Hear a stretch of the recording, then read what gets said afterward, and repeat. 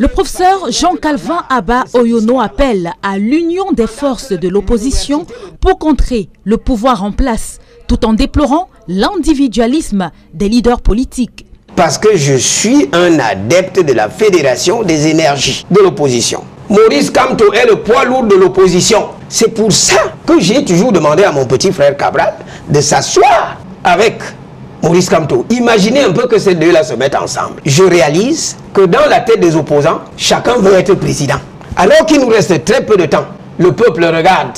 Il insiste sur la nécessité d'une prise de conscience des populations, notamment dans la région du Sud, et ce, en dépit des tentatives de dissuasion du professeur Jacques Famendongo, qui récemment a répondu à un groupe d'élites issus de cette région. Pendant que nous parlons des questions républicaines, il nous ramène sur le terrain communautaro-villageois. Nous avons décidé de poser un problème sudo-sudiste. Nous partons du constat selon lequel on nous a toujours présenté le Sud comme une terre de sainteté politique.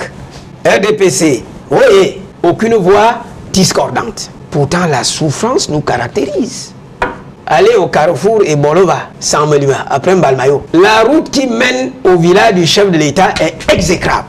Je me demande souvent comment ce père fait pour circuler quand il est en voiture. Nous n'avons pas mis un jugement de valeur. Nous avons voulu démontrer qu'il faut mettre fin au sacro-saint principe selon lequel le Sud est une terre de sainteté politique. Le professeur Abba Oyono regrette aussi le silence des universitaires face aux enjeux politiques actuels et dénonce la politisation de l'université ainsi que les obstacles à la recherche imposés par le régime en place.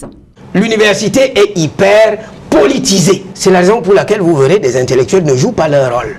Tout le monde a peur. C'est un coup réglé. Voilà pourquoi la production des savoirs chez nous. Nous sommes le seul pays au monde où les études s'arrêtent au master. Vous le savez? Ça fait bientôt 2 ans que le Cameroun est le seul pays au monde où il n'y a plus des études doctorales. L'universitaire, pour conclure, appelle à l'union urgente de l'opposition et de la population, estimant que le temps est court et que c'est maintenant qu'il faut agir pour espérer un véritable changement lors de la prochaine élection présidentielle.